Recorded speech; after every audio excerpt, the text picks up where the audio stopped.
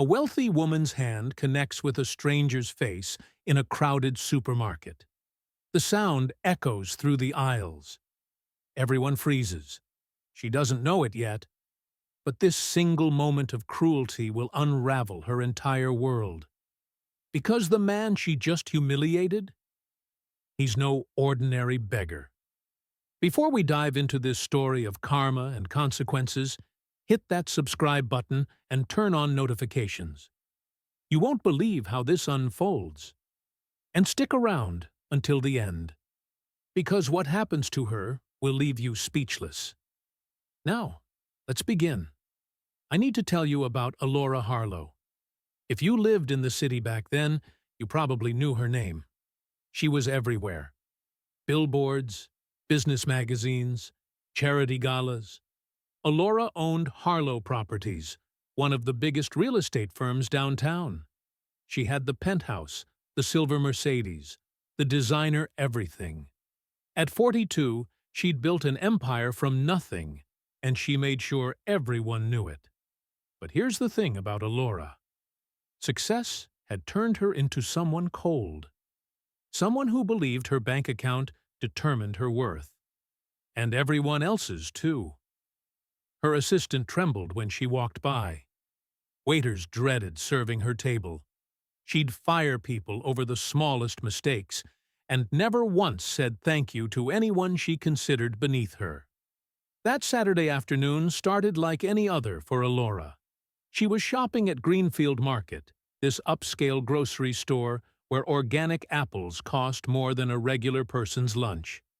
She wore a cream-colored designer suit, her wrists heavy with gold bracelets that clinked with every movement. Her perfume, some French brand that cost $300 a bottle, announced her presence before she even entered a room. Alora was in the bakery section, tossing artisan bread into her cart without checking prices, when it happened. A man reached past her for the discount shelf, you know, where they put the day-old bread that's about to expire. His worn brown jacket brushed against her cart, and the movement caused her handbag to tip over. That expensive perfume bottle rolled out and shattered on the tile floor. The man was Dakarai. He looked to be in his 50s, maybe older. His clothes had seen better days: faded jeans with a small tear at the knee, scuffed shoes that had walked many miles, a jacket that was clean but threadbare at the elbows. His hair was graying, his hands weathered. He looked like someone who'd been dealt a rough hand in life. "I'm so sorry," Dakarai said immediately, his voice quiet and sincere. He bent down, trying to pick up the glass pieces with his bare hands. "Please, let me help clean this up. I didn't mean to." But Alora wasn't having it. Her face flushed red, and something ugly twisted in her expression. "Do you have any idea how much that cost?" she snapped, her voice sharp enough to cut. "Of course you don't. Look at you. You probably can't even afford the discount bread you're pawing at." People started turning. Phones came out. But Alora was too angry to notice or care. Dakarai stood up slowly, his hands raised in a peaceful gesture. "Ma'am, I truly apologize. It was an accident. If you tell me the cost, I can try to—" "Try to what?" Alora's laugh was cruel. "You think your pocket change means anything to me? People like you shouldn't even be allowed in stores like this. You're probably not even here to buy anything. Just another homeless person looking for handouts." The store manager started walking over, but Alora was already beyond reason. Dakarai had gone quiet, his eyes lowered, taking her abuse without fighting back. And somehow, his silence made her angrier. How dare he not defend himself? How dare he make her look like a villain? That's when she did it. Her hand flew across his face with a crack that echoed through the entire store. The slap was hard enough to turn his head. A red mark bloomed across his cheek instantly. The store went completely silent. Everyone stared. At least a dozen phones were recording now. Dakarai touched his face slowly, then looked at Alora with an expression she couldn't quite read. Not anger, not even hurt. Something else. Something that should have warned her if she'd been paying attention. He simply nodded once, picked up his small basket with the discount bread, and walked toward the exit. He didn't yell, didn't threaten to sue, didn't say a single word. He just left, shoulders straight despite everything. The store manager rushed to Alora, apologizing profusely. "Mrs. Harlow, I'm so sorry. We'll ban him from the store immediately. Let me replace your perfume. On the house, of course." Alora waved him off dismissively, suddenly aware of all the staring eyes. She grabbed her cart and walked to the register, head high, refusing to show any shame. In her mind, she'd been justified. That man had ruined her property. He deserved what he got. People needed to know their place. That evening, Alora sat in her penthouse overlooking the city lights, sipping wine and recounting the story to her assistant, Meredith. She laughed about it. "You should have seen his face," she said, mimicking the shock. "These people need to learn to stay out of places they can't afford." Meredith forced a smile, but her eyes held something else. Pity, maybe, or disgust. But Alora didn't notice. She never noticed what her employees really thought of her. What Alora didn't know, what she couldn't have known, was that her entire world was about to collapse. Because Monday morning was coming, and with it, the most important meeting of her career. For 6 months, Alora had been pursuing the deal of a lifetime. There was a property downtown, prime location, perfect for a luxury development. $50 million worth of potential. The owner had been impossible to reach directly. Everything went through lawyers. The owner was notoriously private, refused all publicity, never appeared in photographs. But they'd finally agreed to a meeting. This was Alora's chance to become the undisputed queen of real estate in the city. She'd prepared for weeks. Her pitch was flawless. The financing was secured. All she needed was to charm this mysterious owner into choosing her firm over the competition. Monday morning, Alora arrived at the Sterling Hotel conference room 30 minutes early. She wore her power suit, a tailored burgundy ensemble that cost more than most people's monthly rent. Her presentation was loaded and ready. Her confidence was unshakable. At exactly 10 o'clock, the door opened. Alora stood, her practiced smile ready, her hand extended for a shake. And then she froze. Walking through that door, dressed in an impeccably tailored gray suit, was Dakarai, the same man she'd slapped 3 days ago. But he looked completely different now, commanding, composed, radiating quiet authority. His hair was neatly styled. His shoes were polished Italian leather. He carried himself like someone who owned the room. Because he did. The color drained from Alora's face. Her extended hand dropped to her side. Dakarai closed the door behind him and walked to the head of the conference table. He didn't sit.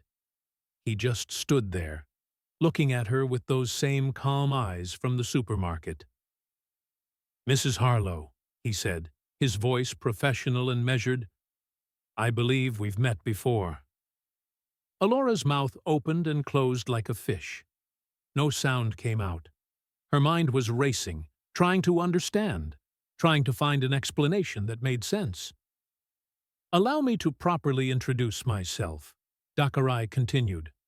"My name is Dakarai Mensah. I own the property you're interested in. In fact, I own about 40% of the commercial real estate in this city. I'm also the founder of the Mensah Foundation, which provides housing and support services to homeless individuals and families." He walked slowly around the table, his hands clasped behind his back. Alora couldn't move, couldn't breathe. "You see, Mrs. Harlow, I have a practice. Several times a year, I dress down and walk among regular people. I shop at different stores, eat at different restaurants, sit in different parks. I do this because I believe you learn the truth about people when they think you don't matter, when they believe you can't affect their lives in any meaningful way. He stopped directly across from her. Saturday afternoon, you showed me exactly who you are when you think no one important is watching. Alora finally found her voice. It came out as a whisper. Mr. Mensah, I had no idea. If I'd known, if you'd known I was wealthy, you would have treated me with respect? Dakarai's eyebrow raised slightly. That's precisely the problem, Mrs. Harlow. Basic human dignity shouldn't depend on someone's bank account or social status. He pulled out his phone and tapped the screen. The large monitor on the wall flickered to life. It was the video from the supermarket. Alora watched herself, watched that moment of cruelty replayed in high definition. Her own voice echoed in the conference room. People like you shouldn't even be allowed in stores like this. And then the slap, that horrible echoing crack. This video has been viewed 4 million times since Saturday, Dakarai said quietly. But I didn't post it. Other shoppers did. It's already spreading across social media. By this afternoon, I suspect it will be on the evening news. Alora sank into her chair. Her hands were shaking. Please, she said, and hated how weak her voice sounded. Please, Mr. Mensah, I made a mistake, a terrible mistake. But I've worked so hard for this deal. My entire company is counting on this. I have employees, obligations. You have employees you treat with contempt, Dakarai interrupted. I did my research after Saturday. I spoke with some of your former staff. The stories they told me were remarkably consistent. You rule through fear and humiliation. The same way you tried to humiliate me. He turned off the monitor and looked at her directly. I don't do business with people who lack basic humanity, Mrs. Harlow. Not because I'm vindictive, but because character matters. How you treat people when they can't benefit you tells me everything I need to know about how you'll conduct business when things get difficult. I can change, Alora said desperately. Give me a chance to prove it. Please. Dakarai picked up his briefcase. Change isn't something you do to win a contract, Mrs. Harlow. It's something you do because you realize you've been wrong. I hope someday you understand that. He walked to the door, then paused. The property will go to Hamilton Development. They may not have your resources, but they have something more valuable. They have integrity. And then he was gone, leaving Alora alone in that enormous conference room, surrounded by her useless presentation and shattered dreams. The video went viral by that afternoon, just as Dakarai predicted. By evening, it was on every news channel. Real estate mogul caught assaulting homeless man. Except the headlines got even worse when reporters discovered the homeless man was actually a billionaire philanthropist. The hashtag was brutal. # supermarket slap. Everyone had an opinion. Think pieces were written. Alora's face became a symbol of entitled cruelty. Within a week, 3 of her biggest clients canceled their contracts. They cited reputation concerns and misaligned values. Her business partners started distancing themselves, suddenly too busy to return calls. Staff members quit, and several went to the press with their own stories of Alora's abusive behavior. Banks that had been eager to extend her credit suddenly required additional reviews. Deals that were almost closed fell apart in final negotiations. Investors pulled out. Her carefully built empire started crumbling, one piece at a time. Alora hired a crisis management team.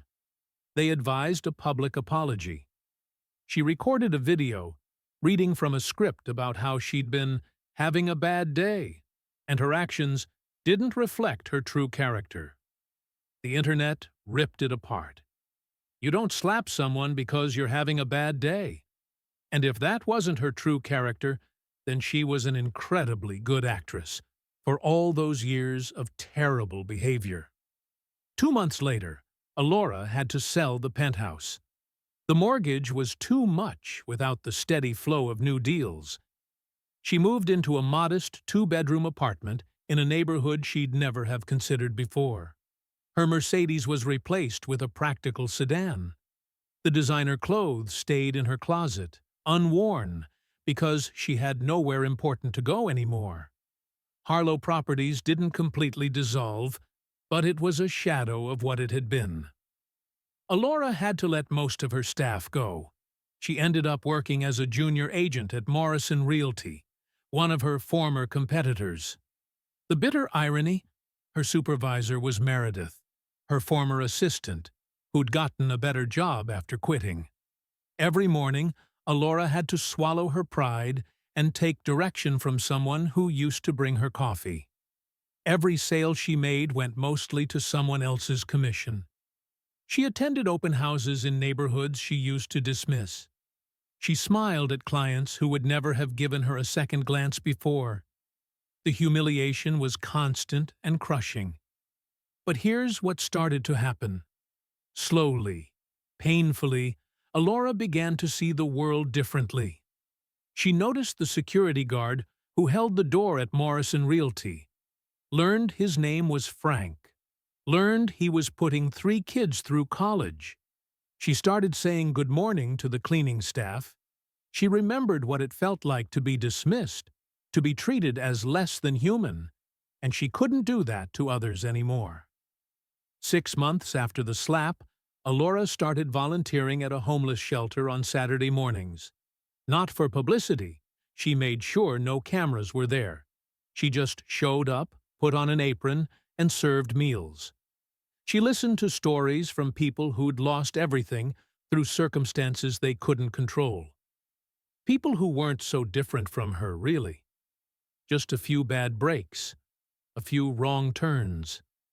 She started a small fund with what little savings she had left, helping people pay security deposits on apartments. Nothing fancy. No foundation with her name on it. Just quiet help for people who needed it. One Saturday, almost a year after that day in the supermarket, Alora was at the shelter ladling soup into bowls when she looked up and saw him. Dakarai stood in line, wearing simple clothes again, not tattered this time, just plain. He was volunteering too, apparently. Their eyes met across the serving table.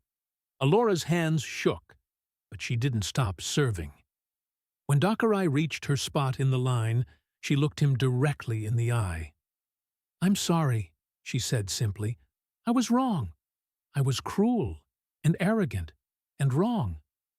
I'm trying to be better. Not to get anything back, just to be better." Dakarai studied her for a long moment. Then he nodded slowly. "I can see that," he said. "Real change is quiet. It doesn't ask for applause." They didn't speak again that day, but 2 weeks later, Alora received a message through Morrison Realty. Dakarai was looking for someone to manage his foundation's housing program, helping homeless individuals and families find permanent homes. It was a full-time position. The pay was modest, nowhere near what she used to make. But it was meaningful work. The message ended with a single line. Redemption isn't about getting back what you lost. It's about becoming who you should have been. Alora accepted the position. She spent her days working with the very people she used to ignore, helping them navigate landlords and applications and credit checks. Every person she helped was a reminder of who she'd been and who she was trying to become. She never got her empire back. The penthouse, the Mercedes, the designer life, all of that was gone forever. But somewhere along the way, Alora found something she'd lost long before she lost her money. She found her humanity. Because here's the truth that Alora learned the hardest way possible. How we treat people when we think it doesn't matter is exactly when it matters most. Dakarai didn't just own property. He understood that true wealth isn't measured in bank accounts. It's measured in character, in kindness, in how you make people feel. Alora thought she was untouchable. She thought her success gave her the right to look down on others. But one slap, one moment of cruelty, revealed who she really was, and the fall from grace taught her what she should have known all along. Everyone you meet is fighting a battle you know nothing about, carrying burdens you can't see. Alora learned that power and wealth are temporary, but the way you treat people echoes forever. Dakarai's test wasn't cruel. It was honest. He simply gave her the chance to show her true character, and she failed. But failure became her greatest teacher.